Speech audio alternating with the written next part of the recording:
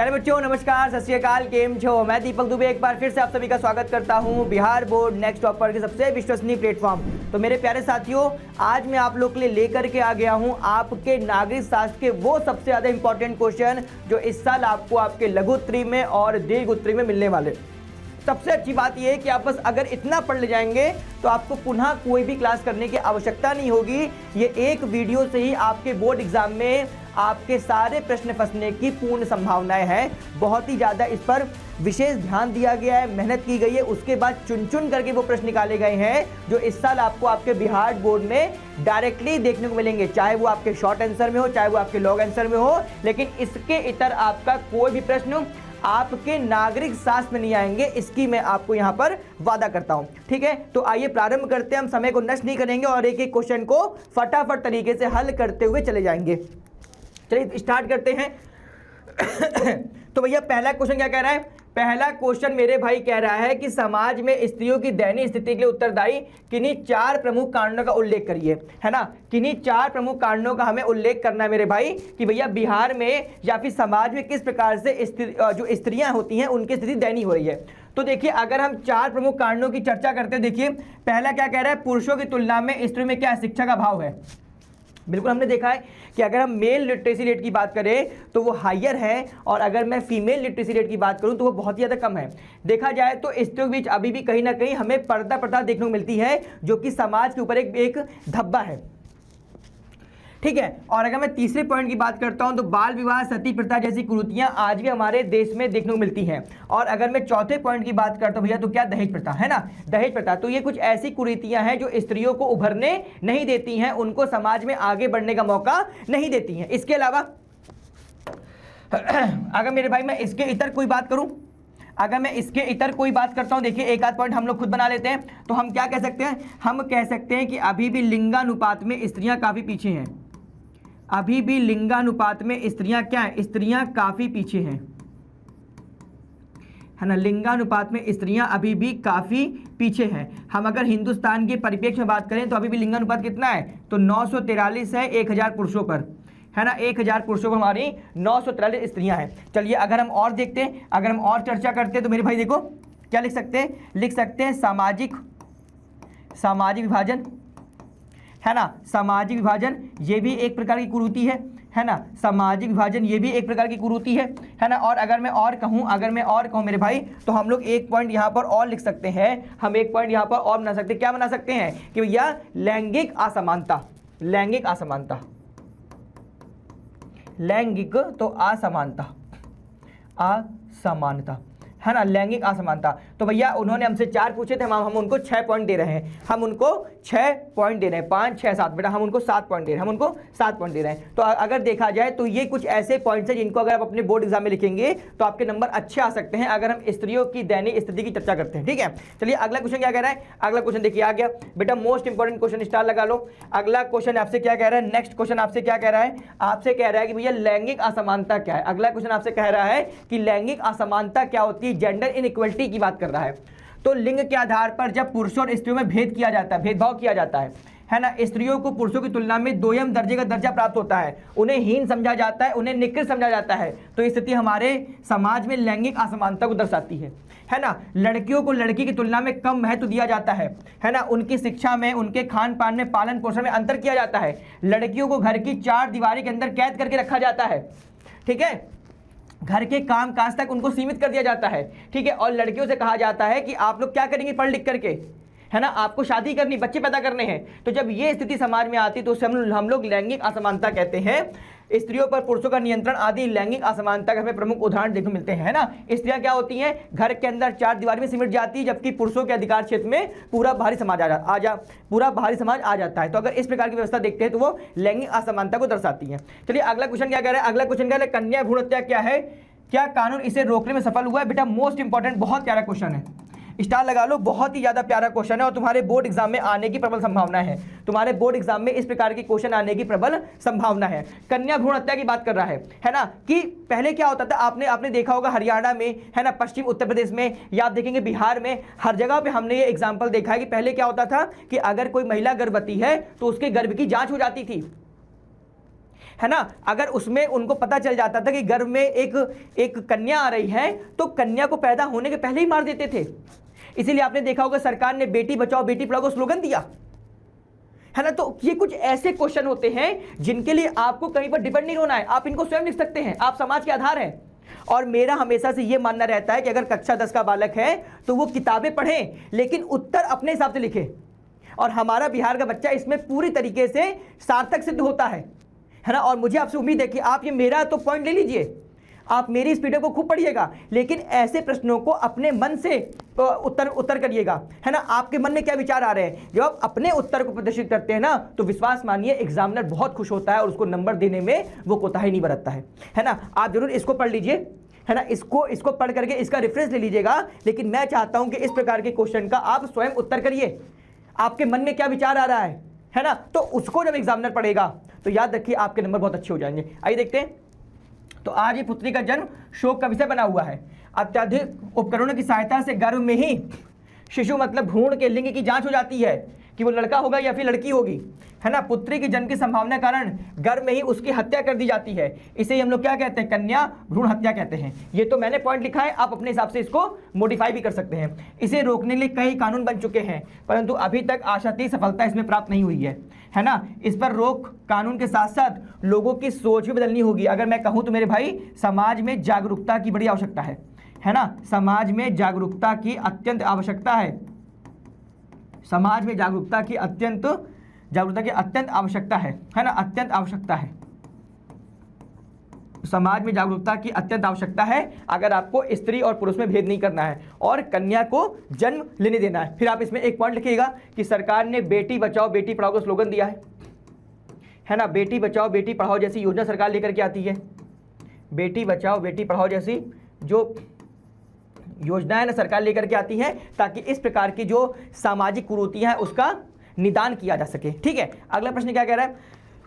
अगला प्रश्न कहना है भारतीय संविधान में लैंगिक समभाव के लिए किए गए प्रावधानों का उल्लेख करिए, है ना। भारतीय संविधान में लैंगिक समभाव के लिए क्या क्या प्रावधान किए गए हैं तो इस पर आपको चर्चा करनी है। तो देखा जाए तो इसमें हम देखेंगे निम्नलिखित प्रावधान किए जा रहे हैं, जैसे लिंग के आधार पर भेदभाव करने की मनाही की गई है। आप जेंडर के नाम पर किसी के साथ भेदभाव नहीं कर सकते हैं, है ना। किसी हिसाब से भी जेंडर इनइक्वालिटी को बढ़ावा नहीं दिया जा सकता है। रोजगार पाने के लिए स्त्री और पुरुषों के साथ एक जैसा व्यवहार, है ना, सम व्यवहार किया जा रहा है। अगर कोई स्त्री पुरुष सेम प्रोफेशन में है तो उनकी सैलरी में भी अंतर नहीं होगा, काम के घंटे भी तय होंगे, है ना। ये सब प्रावधान किए जा रहे हैं। नारियों को पुरुषों के समान मताधिकार प्राप्त है ना। नारियों को पुरुषों समान मताधिकार प्राप्त है। फिर देखा जाए राज्य के नीति निर्देशक तत्व के अंतर्गत कहा गया है राज्य अपनी नीति का संचालन इस प्रकार करेगा जिसमें पुरुष और नारी को समान कार्य के लिए समान वेतन दिया जाए। तो ये कुछ ऐसे पॉइंट हैं जो देखा जा रहा है कि लगातार जागरूकता को बढ़ा रहे हैं और स्त्रियों के अधिकारों को सुरक्षित भी रख रहे हैं। ठीक है, अगला क्वेश्चन क्या कह रहा है। अगला क्वेश्चन कह रहा है नगर परिषद के प्रमुख कार्यों का वर्णन कीजिए, है ना। नगर परिषद के प्रमुख कार्यों का वर्णन क्या है इस पर हमें चर्चा करनी। देखा जाए तो अगर हम बिहार नगर पालिका अधिनियम 2007 की बात करेंगे, है ना, तो इसमें कहा गया न्यूनतम 40,000 तथा अधिकतम 2 लाख तक की जनसंख्या वाले शहरों पर नगर परिषद गठित की जाएगी। न्यूनतम क्या है, न्यूनतम मेरे भाई आपकी 40,000 है और अधिकतम क्या, अधिकतम आपकी 2 लाख है। अगर इतनी जनसंख्या है तो वहां पर हम नगर परिषद का गठन कर सकते हैं, है ना। प्रत्येक नगर परिषद क्षेत्र में एक निर्धारित संख्या में वार्ड होंगे।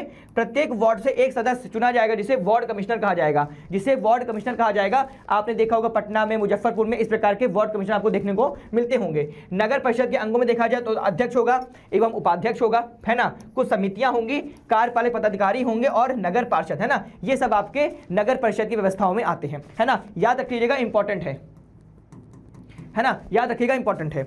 अगला क्या है भैया, अगला कह रहा है कि भारत के संघीय शासन की किन्हीं 2 विशेषताओं की विवेचना कीजिए। स्टार लगा लो। संघीय शासन से तुम्हारा एक क्वेश्चन बोर्ड एग्जाम में आना ही आना है ना। संघीय शासन से आपका एक क्वेश्चन बोर्ड एग्जाम में आना ही आना है। भर भर के क्वेश्चन पूछे जा रहे हैं। आपने देखा होगा पिछले साल सेट 2 में यहां से क्वेश्चन आ गया था, तो इस साल भी आने की संभावना है। संघीय शासन की 2 प्रमुख विशेषताएं हमें निम्नलिखित देखने को मिल सकती है। संघ सरकार को अत्यधिक अधिकार दिए गए हैं। संविधान के शासन के सभी विषयों को 3 सूचियों में डिवाइड किया जाता है। संघ सूची, है ना, राज्य सूची और मेरे भाई आपकी समवर्ती सूची। संघ सूची में यहाँ दिखा है 97 विषय, पर ये बढ़कर के 100 हो चुके हैं, है ना। यहाँ 66 है और मेरे भाई यहाँ पर आपके 47 विषय देखने को मिलते हैं, है ना। और इन पर क्या होता है, इन पर संघ सरकार की प्राथमिकता होती है। इन पर संघ सरकार की मेरे भाई क्या होती है, प्राथमिकता होती है। और अगर मैं भारत के संघीय शासन की बात करूंगा तो यहाँ पर संघ ज़्यादा मजबूत है, है ना, यहाँ पर संघ ज़्यादा मजबूत है ना, यहाँ पर हमें संघ ज़्यादा मजबूत देखने को मिलता है। ठीक है, तो ये सारे पॉइंट जिसको आप अपने उत्तर में लिख सकते हैं। नेक्स्ट क्वेश्चन क्या कह रहा है, नेक्स्ट क्वेश्चन कह रहा है, अच्छा ये तो हम लोग पढ़ चुके हैं, चलिए आगे देखते हैं। अगला कह रहा है लोकतंत्र को सफल बनाने के राजनीतिक दलों की भूमिका प्रकाश डालिए। अगर आपको कहीं पर लोकतंत्र को सफल बनाना है तो राजनीतिक दल किस प्रकार से उसमें अपनी भूमिका को प्रदर्शित करते हैं, इस पर चर्चा कीजिए। तो देखा जाए कि राजनीतिक दल लोकतंत्र का मुख्य आधार है, इसको बेस माना जाता है। राजनीतिक दल को लोकतंत्र का बेस माना जाता है, लोकतंत्र का आधार माना जाता है ना। कहा भी जाता है कि लोकतंत्र के लिए राजनीतिक दल क्या होते हैं, उसकी प्राण की तरह होते हैं। इस वाले क्वेश्चन को याद रख लीजिएगा, जहां पर मैंने गोला किया हुआ है, क्योंकि ये तुम्हारा एमसीक्यू में आता है कि लोकतंत्र का प्राण किसे कहा जाता है ना। तो लिखिएगा कि राजनीतिक दल को लोकतंत्र का प्राण कहा जाता है। ठीक है, लोकतंत्र की सफलता राजनीतिक दलों की भूमिका पर ही निर्भर करती है। वे नागरिकों में राजनीतिक चेतना को जगाते हैं, निर्वाचन में भाग लेते तथा सरकार का गठन करते हैं। लोकतंत्र का दूसरा नाम क्या है, लोकतंत्र का दूसरा नाम प्रतिनिधि सरकार है, रिप्रेजेंटेटिव फॉर्म ऑफ गवर्नमेंट होती है, रिप्रेजेंटेटिव फॉर्म ऑफ गवर्नमेंट होती है। ठीक है, जनप्रतिनिधियों का निर्वाचन राजनीतिक दलों के आधार पर होता है। हम क्या करते हैं, अपना नेता स्वयं चुनते हैं, अपना सांसद, अपना विधायक हम स्वयं चुनते हैं, है ना। तब वो जाके क्या करते हैं, राजनीतिक दल का गठन करते हैं, और वही राजनीतिक दल क्या होता है, देश में शासन व्यवस्था का संचालन करता है ना। तो सारे पॉइंट आप लोग लिखिएगा उसमें। चलिए अगला क्या कह रहा है, लोकतंत्र में एक उत्तरदायी शासन व्यवस्था क्यों कहती है। लोकतंत्र में ही हमें एक उत्तरदायी शासन व्यवस्था मिलती है, अकाउंटेबिलिटी फॉर्म ऑफ गवर्नमेंट मिलती है। आखिर क्यों मिलती है, ये आपसे प्रश्न किया जा रहा है। तो देखा जाए लोकतंत्र एक उत्तरदायी शासन व्यवस्था है ना। जो भी गवर्नमेंट होगी उसकी अकाउंटेबिलिटी होगी, है ना, उसकी अकाउंटेबिलिटी होगी। ठीक है, और एक वैलिड गवर्नमेंट होगी। इसमें जनता ही क्या करती है, अपने शासकों का चयन करती है तथा उन पर नियंत्रण भी रखती है, उन पर कंट्रोल भी रखती है। बिल्कुल सही बात है ना। हमने देखा कि भैया अगर हमारे बिहार में कोई राजनीतिक दल है वो जनता के लिए काम नहीं कर रहा है, हम क्या करेंगे, अगले चुनाव में उसे हरा देंगे, किसी दूसरे को बैठाएंगे। इसका मतलब शासन पर अप्रत्यक्ष रूप से किसका नियंत्रण है, तो जनता का नियंत्रण। ठीक है, इस बात को याद रखिएगा। इसके लिए आवश्यक यह है कि जनता की सत्ता में अधिक से अधिक क्या होनी चाहिए मेरे भाई, तो भागीदारी होनी चाहिए। फिर लोकतंत्र ऐसी शासन व्यवस्था की जाती है इसमें शासक जनता की आकांक्षाओं और आवश्यकताओं पर मेरे भाई ध्यान रखता है। लोकतांत्रिक शासन व्यवस्था में निर्णय लेने में भले ही देरी हो लेकिन गलत निर्णय लेने की संभावना कम होती है। बेटा ये एक बहुत ही अच्छा पॉइंट है कि लोकतंत्र में गलती की संभावना बहुत कम होती है।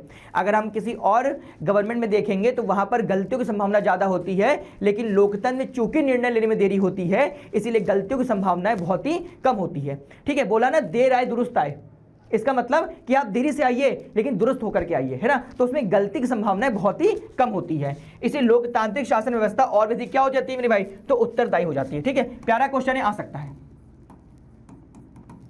ठीक है, अगला क्या कह रहा है, अगला कह रहा है बंधुआ मजदूर किसे कहते हैं। अगला क्वेश्चन आपसे कहा जा रहा है कि बंधुआ मजदूर किसे कहते हैं। याद रखिएगा, मैं आज आपको यहां पर सिविक्स के जितने भी क्वेश्चन करा रहा हूं शॉर्ट और लॉन्ग, इसको बस पढ़ लेना, उसके अलावा कोई भी वीडियो मत देखना, कहीं से कुछ मत पढ़ना। तुम्हारा जितना भी क्वेश्चन बनना होगा यहां तुम्हारा क्वेश्चन बन जाएगा। ठीक है, यही तुम्हारा क्वेश्चन बन जाएगा।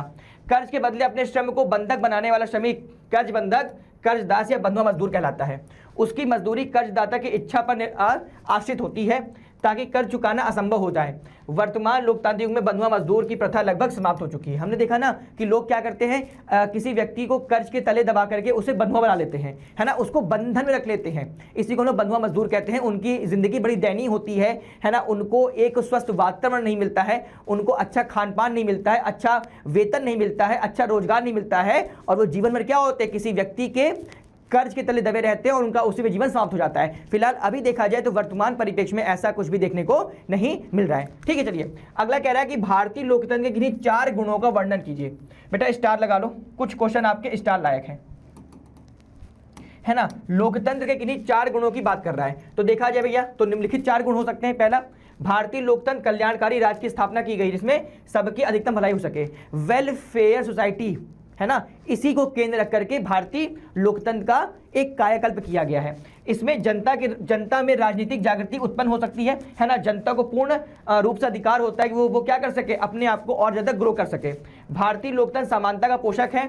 भारतीयों में जाति, वंश, रंग, धर्म, लिंग इत्यादि के आधार पर भेदभाव की मनाही होती है। आप किसी के साथ उसकी जाति के नाम पर, धर्म के नाम पर, लिंग के नाम पर, जन्म स्थान के नाम पर भेदभाव नहीं कर सकते हैं। भारतीय लोकतंत्र इसको पूरी तरीके से क्या करता है, तो मनाही करता है, इसको रोकता है।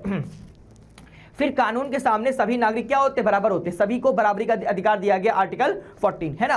भारतीय लोकतंत्र में लोगों में राष्ट्रभक्ति की भावना क्या हो रही है, तो विकसित हो रही है। हमने देखा है कि लगातार जो व्यक्ति है, जो भारतीय है, वो लगातार अपने लोकतंत्र के प्रति उनकी आस्था बढ़ रही है और भारतीय लोकतंत्र को दुनिया का सबसे खूबसूरत लोकतंत्र कहा जाता है ना, क्योंकि यहाँ पर आपको वो सारे नागरिक अधिकार मिल रहे हैं जो आपको मिलने चाहिए ना, जितने भी आपके नैसर्गिक अधिकार होते हैं वो आपको हिंदुस्तान के लोकतंत्र में दिया जा रहा है। ठीक है, प्यारा क्वेश्चन आ सकता है।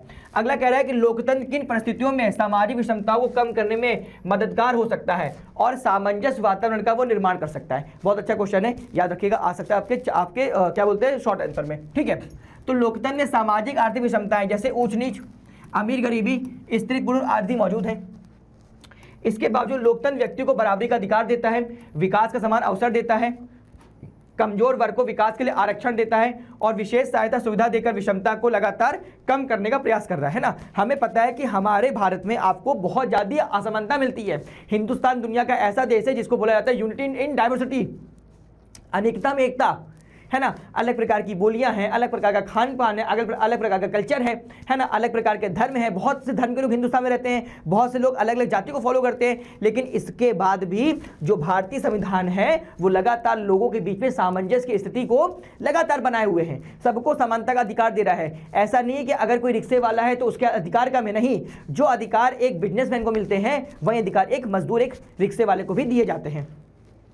यहाँ पर अभिव्यक्ति की स्वतंत्रता है ना, और इसी में देखा जाता है कि बेटा यहाँ पर हम देखते हैं कि पारस्परिक विश्वास और सामंजस्य लगातार और ज़्यादा आगे प्रगाढ़ हो रहा है और ज़्यादा आगे मजबूत हो रहा है। ठीक है, नेक्स्ट क्वेश्चन कह रहा है कि लोकतंत्र एक वैध शासन है, कैसे, स्पष्ट कीजिए, इंपॉर्टेंट क्वेश्चन है ना। लोकतंत्र आपका एक वैध शासन है, लोकतंत्र एक वैलिड गवर्नमेंट को बनाता है, कैसे। तो देखिए, लोकतंत्र एक वैध शासन है। लोकतांत्रिक शासन व्यवस्था में सभी निर्णय कानून और नियमों के अनुसार ही लिए जाते हैं। लोकतंत्र में ही नागरिकों को यह जानने का अधिकार होता है कि किसी भी निर्णय में कानून और नियमों का पालन कैसे हुआ है, अगर हुआ है तो कैसे हुआ है, नहीं हुआ है तो क्यों नहीं हुआ है, ये सारी जानकारी आपको लोकतंत्र के माध्यम से मिलती है। यदि ऐसा नहीं हुआ तो नागरिकों को उसका विरोध करने का भी अधिकार होता है। अन्य शासन व्यवस्थाओं में ऐसा नहीं होता, क्योंकि जनता को यह विचार करने का अधिकार नहीं होता है कि उसके शासक ने सही निर्णय लिया या नहीं लिया है। अगर आप देखो ना, अगर आप किसी राजा के राजतंत्र में रहते तो कभी भी आपसे नहीं पूछा जाता कि नियम क्या बनने हैं, लेकिन लोकतंत्र में अगर आपको लगता है कि सरकार ने कोई नियम गलत बनाया है तो आप उसका विरोध कर सकते हैं, है ना, उसके खिलाफ PIL को दाखिल कर सकते हैं। लोकतांत्रिक शासन व्यवस्था में लगातार पारदर्शिता हमें देखने को मिलती है। इसके अंतर्गत नागरिकों को सूचना का अधिकार होता है। यही कारण है कि लोकतंत्र को एक वैध शासन माना जाता है, एक वैलिड गवर्नमेंट माना जाता है। ठीक है, और बहुत जरूरी भी है ना। लोकतंत्र है ही क्यों, क्योंकि लोकतंत्र लोगों का शासन है ना, जनता का शासन है। तो जनता को यह जानने का अधिकार है कि नियम कानून किस प्रकार से बनाए जा रहे हैं, क्या उसमें जनता का हित है या अहित है, ये सब कुछ आपको मिलता है कहां पर, तो डेमोक्रेसी में। अगला कह रहा है भारतीय लोकतंत्र की समस्याओं को दूर करने के लिए उठाए गए किन्हीं 4 कदमों का वर्णन कीजिए, है ना। जो भी कमियां आए लोकतंत्र में उन्हें हम कैसे दूर कर सकते हैं, कोई 4 पॉइंट आपको देने हैं। तो भारतीय लोकतंत्र की समस्या को दूर करने के लिए 4 कदम निम्न है। पहला देखो, निरक्षरता दूर करने का सघन कार्यक्रम जारी है। लगातार गवर्नमेंट क्या कर रही है, लोगों को साक्षर बनाने का प्रयास कर रही है ना। स्कूल चलो अभियान, है ना, आपने देखा होगा कि हर बच्चों को पढ़ने के लिए फ्री एजुकेशन दी जा रही है। 6 से 14 वर्ष के आयु के बच्चा आराम से प्राइमरी स्कूल में पढ़ सकता है बिना पैसे दिए। तो ये सारे के सारे जो स्टेप्स है वो गवर्नमेंट ले रही है। भारत सरकार ने एक राष्ट्रीय शिक्षा नीति बनाई है। फिर स्थानीय स्वशासन लोकतंत्र की सफलता के लिए आवश्यक है। स्थानीय स्वशासन से जनता को लोकतंत्र की समस्याओं की जानकारी मिल जाती है। पंचायती राज की स्थापना और भारतीय संविधान में स्थानीय स्वशासन को ठोस रूप देने का प्रावधान इसी दिशा में उठाया गया एक बहुत ही उम्दा कदम है। फिर तीसरा पॉइंट देखेंगे, नागरिकों में राजनीतिक सजगता लाने के लिए प्रयास किए जा रहे हैं। संचार के विभिन्न साधनों द्वारा उन्हें राजनीतिक रूप से जागृत किया जा रहा है, सचेत किया जा रहा है। फिर लास्ट पॉइंट क्या कह रहा है, बेरोजगारों को रोजगार के नए नए अवसर दिए जा रहे हैं। आप देखेंगे सरकार ने मनरेगा जैसी स्कीम निकाली है ना, जवाहर स्वरोजगार योजना जैसी निकाली है, ठीक है। तो सारी योजनाएं सरकार निकाल रही है ताकि हम क्या कर सके, बेरोजगारी को समाप्त कर सके। तो अगर मैं बात करूं शिक्षा की, अगर मैं बात करूं स्थानीय स्वशासन की, अगर मैं बात करूं न्यू टेक्नोलॉजी को, अगर मैं बात करूं बेरोजगारी की, तो ये चारों में एक बहुत ही अच्छा प्रयास गवर्नमेंट के द्वारा किए जा रहे हैं। तो हम ये कह सकते हैं कि भारतीय लोकतंत्र की जो समस्याएं हैं उन्हें निवारित करने के लिए सरकार लगातार प्रयास कर रही है। ठीक है, चलिए अगला प्रश्न क्या कह रहा है। अगला प्रश्न आपसे मेरे भाई कह रहा है कि वंशवाद क्या होता है। अगला प्रश्न आपसे कह रहा है मेरे भाई कि वंशवाद की समस्या क्या, इसको समझाइए। आइए समझा देते हैं। भारतीय राजनीति में वंशवाद की परंपरा विकसित हो रही, लगातार विकसित हो रही है। यहाँ के राजनीतिक दलों में नेतृत्व का लगातार संकट हमें देखने को मिल रहा है। वंशवाद देखिए ना, आप देखेंगे कई ऐसी पार्टियां हैं जो एक ही वंश को फॉलो कर रही हैं, एक ही वंश का व्यक्ति उनका उत्तराधिकार बनता है ना, पहले कोई, फिर उनका बेटा, फिर उनका बेटा, फिर उनका बेटा। इससे क्या होता है, इससे आपसी लोकतंत्र की कमी हो जाती है ना, और जो आपकी पार्टी उसमें अस्थिरता पैदा हो जाती है। अधिकांश राजनीतिक दल ऐसे हैं जिनमें सर्वमान्य नेता का भाव है।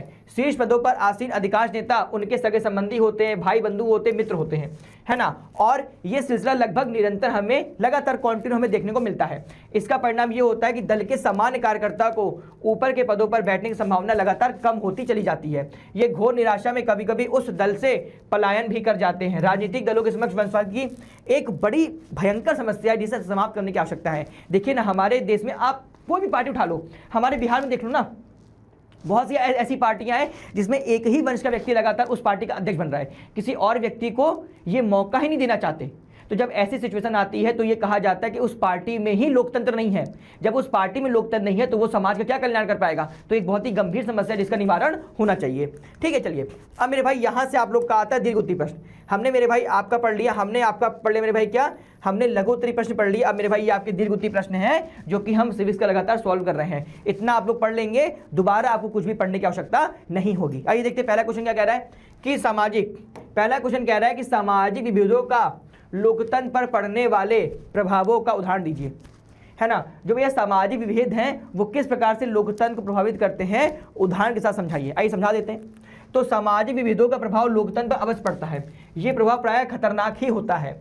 सामाजिक विभेदों का लोकतंत्र पर दुर्भाग्यपूर्ण प्रभाव यह है कि किसी लोकतांत्रिक व्यवस्था में सामाजिक विभेद व्यवस्था को इतना प्रभावित कर देता है कि वहां पर सामाजिक विभेदों की राजनीति पर क्या होते हैं, तो हावी हो जाते हैं। सामाजिक विभेद मतलब जो समाज में इनइक्वलिटीज होती है, चाहे जाति के नाम पर मान लो, चाहे धर्म के नाम पर मान लो, चाहे लिंग के नाम पर मान लो, ये कुछ ऐसी सामाजिक व्यवस्थाएं हैं जो कभी कभी किसी भी देश में लोकतंत्र को क्या करती है, हताश कर देती हैं। ठीक है, जब सामाजिक विभेद राजनीतिक विभेदों में परिवर्तन हो जाता है तब लोकतांत्रिक व्यवस्था क्या होती है, खतरनाक हो जाती है। ऐसा होने पर लोकतांत्रिक व्यवस्था का ही विखंडन हो जाता है। इसके उदाहरण के साथ हम लोग देख सकते हैं, यूगोस्लाविया में धर्म और जाति के आधार पर सामाजिक विभेद इस हद तक बढ़ गया था कि वहां सामाजिक विभेद की राजनीति हावी हो गई थी और यो बेटा भाई यूगोस्लाविया के लिए क्या हो गया था, तो खतरनाक हो गया था। आपने देखा था ना कि इसी जाति के नाम पर, इसी धर्म के नाम पर यूगोस्लाविया का विखंडन भी हो जाता है, वो टूट जाता है। यूगोस्लाविया कई खंडों में बंट गया था, है ना। इससे स्पष्ट होता है कि सामाजिक भेद लोकतांत्रिक व्यवस्था के लिए क्या होता है, खतरनाक होता है। हम लोगों ने सत्ता में साझेदारी में पढ़ा था किस प्रकार से श्रीलंका में गृह युद्ध होता है ना, भाषा के नाम पे। वो भी क्या था, सामाजिक विभेद तो था। हम अपने हिंदुस्तान में देखते कभी कभी जाति के नाम पर लोग क्या करते, हिंसा करने लगते हैं। हमने खुद अपने हिंदुस्तान में देखा है कि धर्म के नाम पर, आप देखो ना 2000 कब की बात है, 14-15 की बात है ना, जब दिल्ली दंगा हुआ था। एक बार उसको आप करेक्ट करिएगा, दिल्ली दंगा कैसे हुआ था, धर्म के नाम पर, है ना, संप्रदाय के नाम पर। तो लेकिन ये तो बहुत अच्छी बात है कि हिंदुस्तान का लोकतंत्र बहुत मजबूत है, तो उसे कोई तोड़ नहीं पाता है। नहीं तो अगर आप और दुनिया के अन्य देशों को देखो तो वहां पर जाति के नाम पर, धर्म के नाम पर, है ना, कभी कभी लोग भाषा के नाम पे क्या करते हैं, देश को तोड़ने का प्रयास करते हैं। तो ये सब क्या है, ये सब आपके सामाजिक विभेद है। तो आप लोग इसको एग्जाम्पल से जो लिखिएगा, ठीक है, तो आपका आंसर बहुत अच्छा हो जाएगा। अब देखा जाए, अब हम कहेंगे लेकिन हम इसको अक्षरशः स्वीकार नहीं कर सकते। अनेक लोकतांत्रिक व्यवस्था में सामाजिक विभेद होते हुए भी देश विघटन की स्थिति में नहीं आता। सत्य तो यह है कि अधिकांश लोकतांत्रिक व्यवस्था सामाजिक विभेद के रहते ही सुचारू रूप से चल पाती है। ये खतरनाक नहीं बने, इसके लिए कुछ सावधानियां बरतने की आवश्यकता है। भारत और बेल्जियम में सामाजिक भेद होते हुए भी ये लोकतांत्रिक व्यवस्था के कभी खतरा नहीं है, क्योंकि मैंने स्टार्टिंग बोला ना कि हिंदुस्तान का लोकतंत्र बहुत बहुत खूबसूरत है ना। हम कभी किसी एक चीज को लेकर के रिजिड नहीं होते, हमेशा हमने क्या किया, एक लिबरल फॉर्म को मेंटेन किया है ताकि हर व्यक्ति के जो इंटरेस्ट है उसको हम लोग बना सके।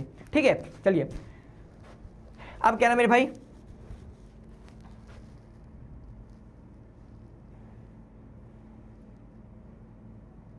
चलिए अब आपको पूरा दिखेगा ना, दिख रहा है भैया, हाँ अब आपको पूरा दिखेगा। चलिए क्या कह रहा है भैया, कह रहा है सामाजिक विभेद की राजनीति के परिणाम तय करने वाले किन्हीं 3 कारकों का उल्लेख कीजिए, है ना, किन्हीं 3 कारकों का उल्लेख कीजिए। आइए हम इनके 3 कारक का उल्लेख कर लेते हैं। पहला कारक क्या हो सकता है, स्वयं की पहचान की चेतना। यदि लोग अपनी पहचान बनाए रखने के लिए अतिरिक्त सचेत हैं, इस क्रम में यदि यदि दूसरे की परवाह नहीं करते तो ऐसी स्थिति में सामाजिक विभेद की राजनीति का परिणाम सुखद ही नहीं हो सकता। अतः यदि अपनी पहचान की चेतना से हम दूसरे की पहचान की इज्जत भी करें तो सामाजिक विभेद का परिणाम सुखद हो सकता है। कहने की बात यह है कि हम हमेशा अपना अपना ना करें, हम अपने अधिकारों की बात करें और सामने वाले के अधिकारों का भी हम क्या करें, तो मान मर्यादा रखें। सेकंड पॉइंट क्या कहता है, विभिन्न समुदाय की मांगों को राजनीतिक दलों द्वारा उपस्थित करने का तरीका। समुदायिक विशेष कि कुछ मांगे राष्ट्रहित में नहीं होती और यदि उनकी मांगों को माने जाने के लिए शासन पर दबाव पड़ता है तो ऐसी स्थिति में क्या हो सकता है, समाज का विखंडन हो सकता है। कभी इसके परिणाम हमें अच्छे नहीं मिलते, जैसे कि हमने श्रीलंका में देखा, वहां सिर्फ सिंगलियों के लिए ही मान्यता दी गई थी, उनको ही आरक्षण दिया गया था और इसका दुष्परिणाम क्या हुआ, वहां पर गृहयुद्ध हुआ। इसका तात्पर्य हमें हर वर्ग के बातों का ध्यान रखना चाहिए। ऐसा नहीं है कि कोई अल्पसंख्यक है तो हम उसको निगलेक्ट कर दे, उसे इग्नोर कर दे, नहीं। अगर अल्पसंख्यक और बहुसंख्यक है तो हम ऐसे नियम बनाए जो दोनों के लिए क्या हो सके, अच्छे हो सके और प्रभावी हो सके। ठीक है, अगला पॉइंट क्या कहता है, मांगों के प्रति सरकार की सोच सामाजिक विभेद की राजनीति के परिणाम सरकार की विभिन्न समुदायों की मांगों को सचेत पर क्या करते हैं, तो निर्भर करते हैं। क्या कहना चाहता है, कहना चाहता है कि अगर किसी देश में भिन्न भिन्न समुदाय के लोग रह रहे हैं या फिर भिन्न भिन्न धर्मों को मानने वाले लोग रह रहे हैं तो ये सरकार का दायित्व है कि वो उन दोनों के बीच में सामंजस्य को बनाए। मतलब ऐसा कोई नियम ना बनाए जिससे एक किसी वर्ग को नुकसान हो और दूसरे वर्ग को उसका फायदा हो, है ना। तो आप पॉइंटर ऐसे लिख सकते हो लेकिन अपने वर्ड का यूज कर सकते हो, है ना। मैं इसीलिए आपको पहले ही बोला कि आप लोग इसका रेफरेंस जरूर ले लेना, लेकिन जब पेपर में लिखना तो अपने वर्डों को ज्यादा यूज करना। जब आप अपने वर्ड को यूज करते हैं तो याद रखिए कि आपका उत्तर और ज्यादा प्यारा हो जाता है। ठीक है, अगला क्या कह रहा है, अगला क्वेश्चन कह रहा है कि महिला आरक्षण अधिनियम क्या है, विस्तार से लिखिए। तो लोकसभा एवं राज्यों विधानसभाओं में महिलाओं के लिए 33% सीटें आरक्षित करने के लिए संसद द्वारा जो अधिनियम बनाया गया उसे महिला आरक्षण अधिनियम कहा जाता है। अब यह 106वां संविधान संशोधन अधिनियम बन गया है। राज्य और देश की विधायी संस्थाओं में महिलाओं के लिए सीटें आरक्षित करने की मांग लंबे समय से की जा रही थी। इस दिशा में पहले ही केंद्र सरकार द्वारा सत्ता की साझेदारी में महिलाओं को अधिक स्थान देने के उद्देश्य से कई महत्वपूर्ण कदम उठाए गए थे।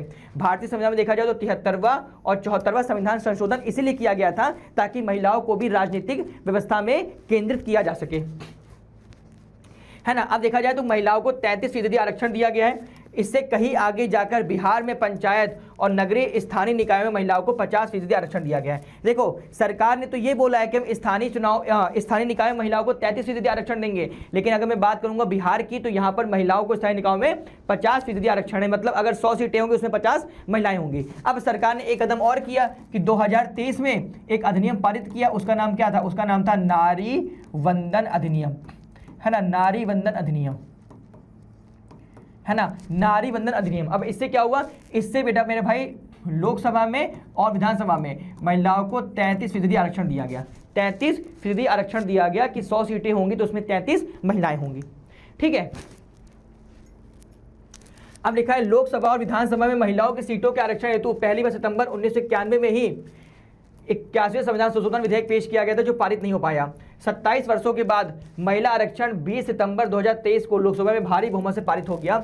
इसके दूसरे दिन ही राज्यसभा ने भी इसे सर्वसम्मति से पारित कर दिया। शीघ्र ही संसद के दोनों सदनों से पारित इस विधेयक को राष्ट्रपति का अनुमोदन प्राप्त हो गया। इसके साथ ही विधेयक अब कानून का रूप ले चुका है मेरे भाई, अब कानून का रूप ले चुका है। किसका, वही 2023 वाला नारी वंदन अधिनियम।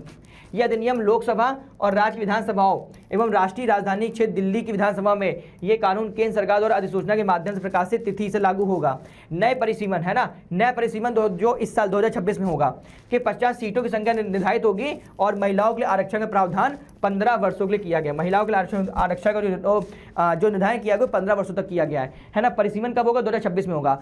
परिसीमन मतलब होता है सीटों की संख्या में वृद्धि। परिसीमन क्या होता है कि लोकसभा में सीटों की संख्या में वृद्धि, है ना। अब जब ये परिसीमन हो जाएगा तो क्या होगा, उसके बाद महिलाओं को आरक्षण दिया जाएगा और 33% आरक्षण की डिमांड की गई है। ठीक है, कहां पर, लोकसभा में, राज्य की विधानसभा में और दिल्ली की विधानसभा उसमें। ठीक है, चलिए अगला कह रहा है संघ सूची, राज्य सूची और समवर्ती सूची का संक्षेप में उल्लेख करें और प्रत्येक के 2-2 उदाहरण दीजिए। बहुत प्यारा है। हमें पता है कि हमारे देश में जो विषय हैं उन पर कानून बनाने के अधिकारों को 3 तरीके से बांटा गया है। अगर कोई राष्ट्रीय महत्व का विषय होगा तो उस पर कानून संघ सरकार बनाएगी, अगर कोई राज्य का विषय होगा उस पर राज्य सरकार नियम बनाएंगी, और अगर कोई ऐसा विषय है जो राज्य और संघ दोनों में आता है तो उसमें दोनों सरकार नियम बनाएंगे, है ना। तो इसको डिवाइड किया गया संघ सूची के नाम से, राज्य सूची के नाम से और समवर्ती सूची के नाम से। क्लियर है। चलिए, भारत में संघात्मक शासन को मूर्त रूप देने के लिए केंद्र और राज्यों के बीच शक्तियों का विभाजन किया गया है। इस उद्देश्य से 3 सूचियां बनाई गई हैं। संघ सूची, केंद्र सरकार नियम बनाएगी, राज्य सूची राज्य विधानसभा नियम बनाएगी, और समवर्ती सूची जहां दोनों नियम बनाते हैं। संघ सूची में 97 विषय हैं, ये बढ़कर के 100 हो गए हैं, जिन पर कानून बनाने का अधिकार संसद को है। विदेशी मामले, प्रतिरक्षा, संघ सूची के 2 महत्वपूर्ण उदाहरण देखने मिलते हैं। इसके अलावा बैंकिंग हो जाएगा, इंश्योरेंस हो जाएगा, आर्मी हो जाएगा, एक्सेट्रा। ठीक है, राष्ट्रीय महत्व के विषय को संघ सूची में रखा गया है। राज्य सूची में विषयों की संख्या 66 है। ठीक है, यह भी थोड़ी सी घट गई है। इन विषयों पर कानून बनाने का अधिकार राज्य की विधायिका को दिया गया है। पुलिस और वाणिज्य, है ना, पुलिस और वाणिज्य राज्य सूची में आते हैं। समवर्ती सूची के विषयों की संख्या 47 है, यह बढ़ चुकी है। समवर्ती सूची में संसद और राज्य की विधायिका दोनों कानून बनाने का अधिकार रखती है, परंतु यदि एक ही विषय पर दोनों कानून बना दे तो संसद द्वारा बने कानून को मान्यता दी जाती है। शिक्षा और वन समवर्ती सूची का उदाहरण है। इसके अलावा उत्तराधिकार का नियम होता है, विवाह विच्छेद होता है, ये सब आपकी समवर्ती सूची में आता है। इस प्रकार 3 सूचियां बनाकर सत्ता का क्या किया गया है, तो सेंट्रलाइजेशन किया गया, सत्ता का विकेंद्रीकरण किया गया है। ठीक है, चलिए अब क्या कह रहा है, केंद्र एवं राज्य दोनों में से किसी भी इन सूचियों में परिवर्तन करने तथा दूसरों के अधिकार क्षेत्र का अतिक्रमण करने का अधिकार बिल्कुल नहीं है। ये कहा गया है कि जो राज्य सूची के विषय होंगे उस पर केंद्र सरकार नियम नहीं बनाएगा, और जो केंद्र सूची के विषय होंगे उस पर कोई राज्य सरकार नियम नहीं बनाएगा। सत्ता के बंटवारे के इस प्रावधान में भी केंद्र अधिक लाभदायक स्थिति में है। संसद को निम्नलिखित परिस्थितियों में राज्य सूची विषय बनाने का कानून राज्य सूची के विषयों पर भी कानून बनाने का अधिकार है। कैसे, यदि राज्यसभा 2/3 बहुमत से यह प्रस्ताव पास कर दे कि राज्य सूची का अमुक विषय राष्ट्रीय महत्व का है ना, यदि संकट काल की घोषणा हो जाए और यदि 2 या 2 से अधिक राज्य इसके लिए प्रार्थना करें, है ना, तो ये कुछ ऐसे प्रावधान किए गए हैं कि संघ सूची भी राज्य सूची के विषय पर कानून बना सकता है। लेकिन जनरली ऐसा नहीं होता है ना, जनरली ऐसा नहीं होता। ये सब बाय डिफॉल्ट किया गया ना, कि मान लो कभी कोई ऐसी आपातकाल आ जाए, है ना, कभी मान लो 2 राज्य ऐसा बोले कि नहीं आपको विषय पे कानून बनाना चाहिए, या फिर कभी राज्यसभा पारित कर दे, तो तब की बात है। हालांकि जनरली ऐसा नहीं होता है। ठीक है, चलिए देख भैया कितने क्वेश्चन और रहेंगे हमारे पास। चलिए अगला कह रहा है भैया, अगला क्वेश्चन कह रहा है कि भारतीय संघीय व्यवस्था में एकात्मक व्यवस्था के लक्षणों का वर्णन कीजिए। है ना, कि जो भारत का संघ है उसको हमने पता है कि भारत के संघ को हम लोग अर्धसंघात्मक कहते हैं। भारत में जो संघीय व्यवस्था है वो क्वासी फेडरल, मतलब उसमें संघ सरकार के भी लक्षण है और एकात्मक सरकार के भी लक्षण है ना। अब यही पूछा जा रहा है कि जो भारतीय संघ है उसमें जो एकात्मक सरकार के लक्षण है वो हमको बताइए, बताते हैं। तो भैया इसके जो एकात्मक व्यवस्था उसके निम्नलिखित लक्षण, जैसे यहाँ पर केंद्र शक्तिशाली है, जैसे एकात्मक सरकार में केंद्र हमेशा शक्तिशाली होता है, वैसे यहाँ देखा गया केंद्र हमारा शक्तिशाली है। संविधान में शासन के सभी विषयों को 3 सूचियों में डिवाइड किया गया है, संघ सूची, राज्य सूची और आपकी समवर्ती सूची, है ना। ठीक है, लेकिन इसमें भी क्या किया है, जो अवशेष अधिकार है वो हमने संघ सरकार को दे दिए हैं। यहाँ पर दोहरी नागरिकता नहीं है बल्कि एक ही नागरिकता है। संघ सरकार में डुअल सिटीजनशिप होती है, लेकिन एकात्मक सरकार में एकल नागरिकता होती है। सभी राज्यों के लिए एक ही संविधान है और राज्य इस संविधान में संशोधन या परिवर्तन नहीं कर सकता। संपूर्ण देश के लिए एक ही प्रकार की क्या है, तो न्यायिक व्यवस्था। ये सब आपके एकात्मक व्यवस्था के लक्षण है। ठीक है, संकट काल में संविधान एकात्मक हो जाता है ना। जोशी ने ठीक ही कहा है, भारतीय संविधान की रचना साधारण काल में संघात्मक रूप में और संकट काल में एकात्मक रूप में आ जाती है। संघ सरकार शक्तिशाली बनाई गई है, वो राज्य की सरकारों पर पर्याप्त नियंत्रण रखती है। राज्यों के सीमा परिवर्तन, उनके नामों में हेरफेर करने का अधिकार भी संसद को ही दिया गया है। इससे स्पष्ट है कि भारतीय संविधान का ढांचा संघात्मक है, लेकिन इसमें एकात्मक व्यवस्थाओं के भी अनेक लक्षण मौजूद है ना, तो आप इसको लिख सकते हैं। अगला क्वेश्चन क्या कह रहा है भैया, अगला क्वेश्चन कह रहा है लोकतंत्र में विपक्ष की भूमिका क्या होती है, मोस्ट इंपॉर्टेंट है ना। लोकतंत्र में विपक्ष की भूमिका क्या होती है, ये क्वेश्चन आपके बोर्ड एग्जाम के लिए सबसे ज्यादा महत्वपूर्ण है ना। लोकतंत्र में विपक्ष की भूमिका क्या होती है, क्वेश्चन आप लोग के लिए बहुत इंपॉर्टेंट है। प्रश्न हमारे लॉन्ग उत्तर में या आप कह सकते हैं लॉन्ग क्वेश्चन में आ सकता है। लोकतंत्र की सफलता की एक आवश्यक शर्त है कि यहाँ एक संगठित विपक्ष हो। भारत का यह दुर्भाग्य रहा है कि ब्रिटेन और अमेरिका की तरह यहाँ कोई विरोधी दल नहीं है और अकेले अपनी ताकत पर सरकार बनाने में समर्थ हो सके। भारत में राजनीतिक दलों के ध्रुवीकरण की दिशा में कभी ठोस कदम नहीं उठाए गए। जयप्रकाश नारायण के प्रयासों के फलस्वरूप 1977 में चुनाव के अवसर पर ही पहली बार विपक्ष में कौन आए थे, तो जनता पार्टी की सरकार आई थी, है ना। परंतु जनता पार्टी की सरकार का विघटन हो गया और पुनः कई दल क्या हो गए थे, अलग हो गए थे। 1983 में भारतीय जनता पार्टी और लोकदल ने राष्ट्रीय जनतांत्रिक मोर्चा, इसको हम लोग कहते हैं एनडीए, है ना, एनडीए नेशनल डेमोक्रेटिक अलायंस, तथा जनता पार्टी का कांग्रेस से लोकतांत्रिक समाजवादी दल और राष्ट्रवादी कांग्रेस पार्टी द्वारा गठित मोर्चा बनाया गया, परंतु ये कांग्रेस का विकल्प नहीं बन सके। इन्हें चुनावी तालमेल में सफलता मिली, परंतु भारतीय राजनीति में इनकी कोई खास भूमिका देखने को नहीं मिलती है ना। अगर हम बात करें 1996 तक भारतीय राष्ट्रीय कांग्रेस सत्ता में रही, परंतु 96 के बाद से भारतीय जनता पार्टी एक सशक्त दल के रूप में उभर करके सामने आई। पहली बार सरकार में बदलाव आया था जब 1996 में भारतीय जनता पार्टी सरकार में आई थी। भारतीय राष्ट्रीय कांग्रेस को विपक्ष की भूमिका निभाने के लिए बाध्य होना पड़ा। 2004 में राजनीतिक में इनका परिवर्तन हुआ। 2004 के लोकसभा चुनाव में सबसे अधिक सीटें पाने वाली भारतीय राष्ट्रीय कांग्रेस रही। कई दलों को मिलाकर एक संयुक्त प्रगतिशील गठबंधन बना और केंद्र में इसी गठबंधन की सरकार रही। इस प्रकार अब भारतीय जनता पार्टी को क्या तो विपक्ष की भूमिका निभाने के लिए बाध्य होना पड़ा। 2014, 19 और 24 के लोकसभा चुनाव में के बाद भारतीय जनता पार्टी के नेतृत्व वाली राष्ट्रीय जनतांत्रिक गठबंधन की सरकार बनी है और 2024 के लोकसभा चुनाव का अर्थ पुनः किसी दल को पूर्ण बहुमत में आना है। अब अगर देखा जाए तो भारत में लगातार कोई पार्टियां पक्ष में नहीं, कोई पार्टी विपक्ष में नहीं है। अगर मैं देखा जाऊं तो बात करें अगर स्वतंत्रता की बात की तो जो आपकी इंडियन नेशनल कांग्रेस है वो लगातार कहां पर थी, वो लगातार आपकी सत्ता में थी, है ना। पहली बार परिवर्तन कब होता तो सन 77 में होता, लेकिन वो ज़्यादा दिन तक चलता नहीं है। पूर्ण रूप से पहला परिवर्तन 1996 में हुआ जब भारतीय जनता पार्टी सरकार बना करके आई, लेकिन 2004 में फिर हार गई। लेकिन 2004 के बाद 2014 तक कांग्रेस की सरकार थी और 14 से लेकर के अभी तक लगातार भारतीय जनता पार्टी सरकार है। तो कोई पार्टी या तो पक्ष में होगी या तो विपक्ष में होगी। लेकिन अगर हम किसी लोकतंत्र की बात करते हैं तो ये बात याद रखिएगा कि लोकतंत्र तभी ठोस हो सकता है जब वहां पर विपक्ष की जो पार्टी है वो ठोस रहे, क्योंकि विपक्ष की पार्टी का मतलब होता है कि सरकार के काम काजों पर नियंत्रण रखती है, सरकार के काम काजों को जनता तक पहुंचाती है। अगर गवर्नमेंट कोई गलत कार्य कर रही है, भ्रष्टाचार कर रही है या मान लो डिक्टेटरशिप की तरफ जा रही है तो वो जनता को अवगत कराने का जो कार्य होता है वो विपक्ष का होता है। तो विपक्ष सबसे एक महत्वपूर्ण संस्था मान लीजिए आप जो कि लोकतंत्र को सबसे ज़्यादा प्रभावी बना सकती है। लेकिन दिक्कत की बात यह है कि आज तक हिंदुस्तान में कोई भी पार्टी सही तौर पर विपक्ष का कार्य नहीं कर पाई है। ये एक प्रश्नवाचक चिन्ह है।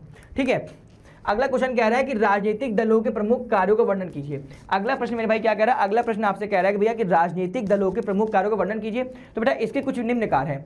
पहला क्या है, राजनीतिक मामलों में जनता को शिक्षित करना। वे अपने कार्यक्रम, नीतियों और सिद्धांतों से क्या करते हैं, जनता को सामने रखते हैं। ठीक है, फिर दूसरा क्या हो सकता है, जनमत का निर्माण करना। राजनीतिक दल जनमत का निर्माण करते हैं, जनता के सामने अपने कार्यक्रम रखते हैं और समस्याओं से उनको अवगत कराते हैं। तीसरा क्या होता है, सरकार का गठन करना। राजनीतिक दल ही सरकार का गठन करते हैं, उसे उचित तरीके से चलाने के लिए प्रयास भी करते हैं। फिर चौथा क्या हो सकता है, सरकार और जनता के बीच कड़ी का काम करना। राजनीतिक दल जनता की आशाओं और भावनाओं को सरकार तक पहुंचाते हैं और सरकार के कार्यों की जानकारी जनता तक पहुंचाते हैं। मतलब कहा जाएगा तो एक्सचेंज करना चीज़ों को। ठीक है, फिर विपक्षी दल का कार्य करना। राजनीतिक दल सरकार की नीतियों की आलोचना करते हैं और यदि वो नीतियाँ देश के हित में नहीं है तो वो जनता के सामने उसको रखते भी हैं।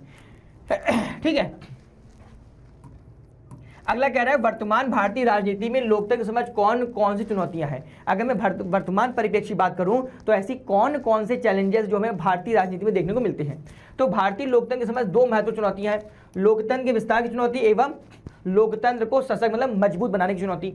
लोकतंत्र के विस्तार की चुनौती का अर्थ है कि सत्ता में साझेदारी को विस्तृत बनाया जाए, मतलब हर वर्ग को क्या बोलते हैं सरकार में लाया जाए और हर वर्ग की बातों को सरकार तक पहुंचाया जाए। इसी उद्देश्य से भारतीय लोकतंत्र में विकेंद्रीकरण के सिद्धांत को अपनाया गया। सरकार की सत्ता को कई स्तरों पर बांट दिया गया, केंद्र, राज्य तथा स्थानीय प्रशासन। ठीक है, संस्थाओं को लोकतांत्रिक बनाने की आवश्यकता है, सत्ता में साझेदारी को और ज्यादा विस्तृत बनाने की आवश्यकता है ताकि हर व्यक्ति का उसमें इन्वॉल्वमेंट हो सके। वंश, लिंग, जाति, धर्म, संप्रदाय, भाषा, स्थान आदि के आधार पर भेदभाव को समाप्त करने की भी एक बहुत ही बड़ी चुनौती है। इसके लिए भारत में अनेक प्रकार से प्रयास किए जा रहे हैं। पंचायती राज की स्थापना की गई है, ये इसी का सबसे अच्छा उदाहरण है। ठीक है, शासन कार्यों में लोगों की दिलचस्पी पैदा की जा रही है, सत्ता की साझेदारी को विस्तृत किया जा रहा है और ये भी कहा जा रहा है कि लगातार महिलाओं को भी आरक्षण का प्रावधान देना चाहिए।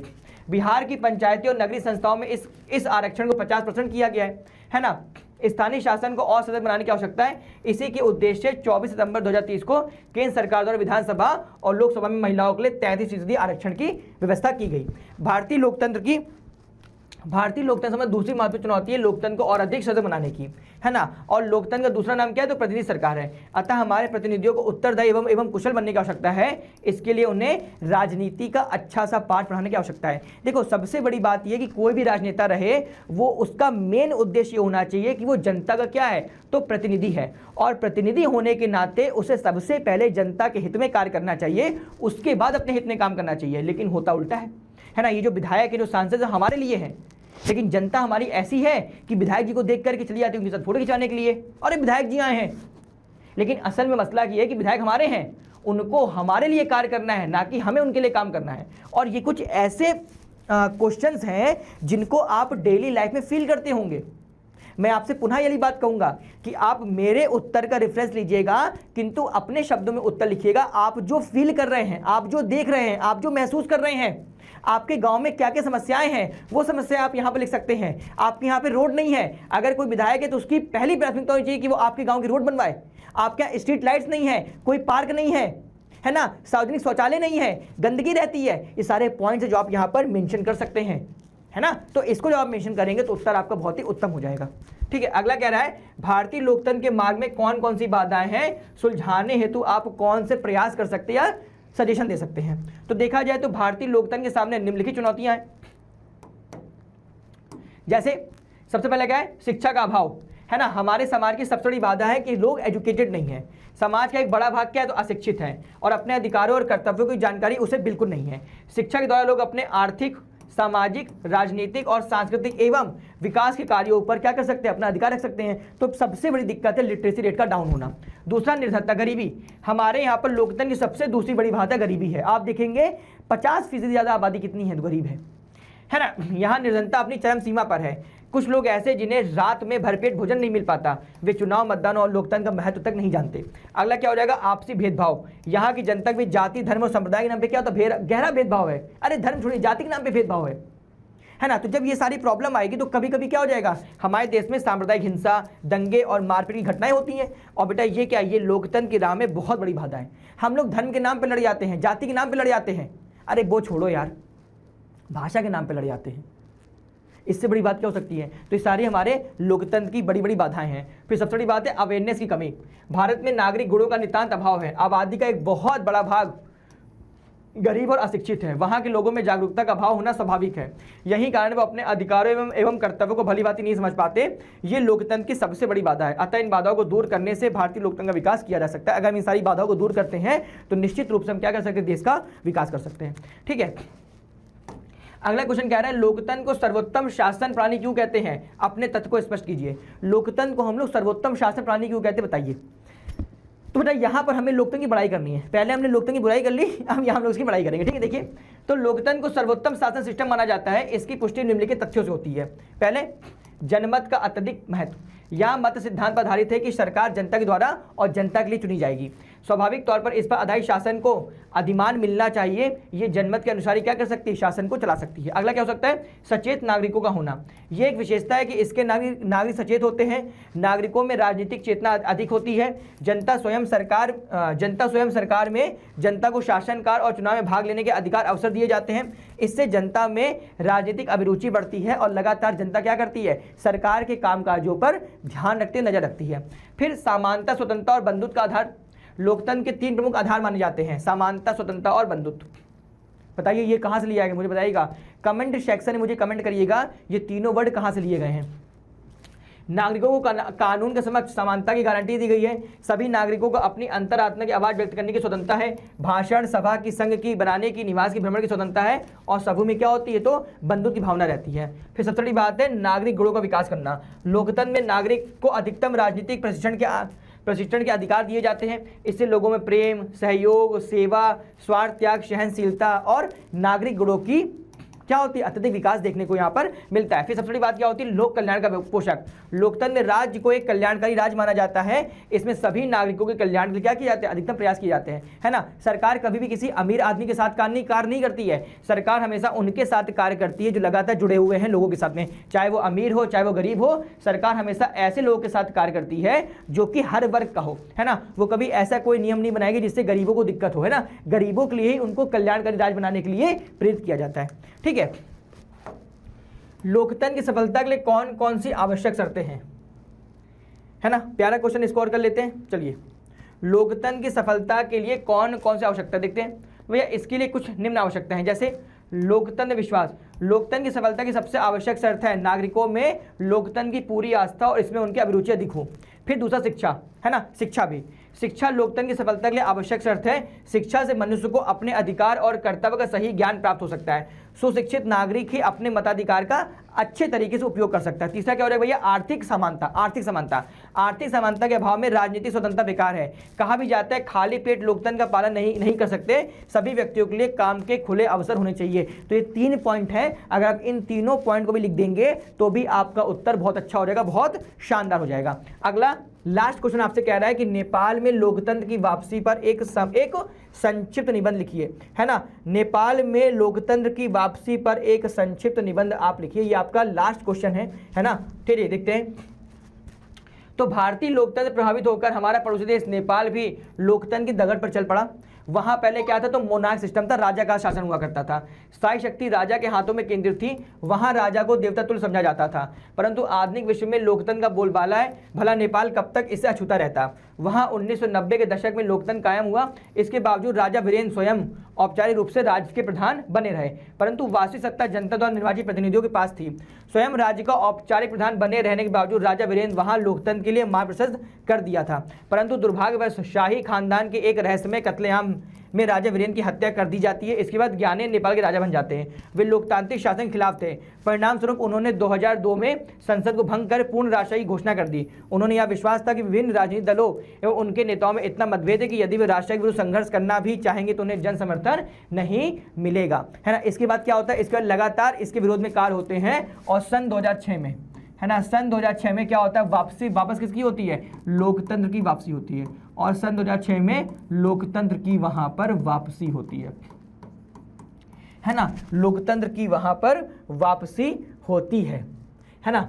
चलिए यहाँ लिखा होगा कि राजा ज्ञानेन्द्र द्वारा राजशाही की घोषणा एवं निर्वाचित सरकार को बर्खास्त कर नेपाली जनता एवं नेपाल के विभिन्न राजनीतिक दलों में बौखलाहट काफी बढ़ गया था।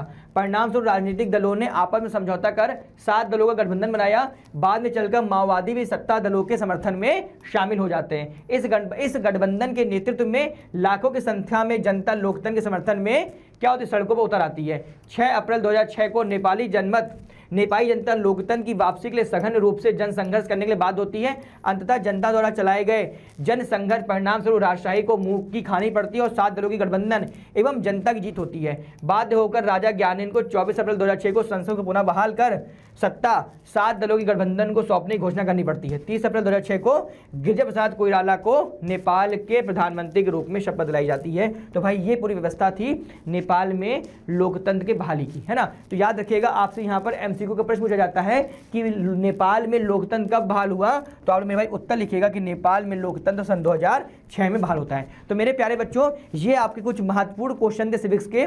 इतना आप लोग पढ़ लीजिएगा, शॉर्ट और लॉन्ग में इसके इतर तुम्हारा कहीं पर भी प्रश्न नहीं आएगा। याद रखना, इसके इतर तुम्हें एसएसटी में सेगमेंट में, एसएसटी के सिविक्स सेगमेंट में पढ़ने की आवश्यकता नहीं है। जैसे मैंने अभी आपको यहाँ पर सिविक्स कराया है, वैसे इकोनॉमिक्स, हिस्ट्री और ज्योग्राफी के भी मोस्ट इंपॉर्टेंट क्वेश्चन मैं इसी वीडियो सेक्शन में डाल दूंगा। वीडियो को लास्ट तक जरूर देखना, है ना। जिन्होंने चैनल को सब्सक्राइब नहीं किया वो सब्सक्राइब भी कर लेंगे। इन सारे क्वेश्चन की कम से कम 2 से 3 बार प्रैक्टिस कर लेना। इतना पढ़ लोगे, दोबारा पढ़ने की आवश्यकता नहीं होगी। मैं फिर से कह रहा हूँ, पुनः मुलाकात होगी। वीडियो को शेयर जरूर कर देना, लाइक कर देना। फिर मिलते हैं। जय हिंद।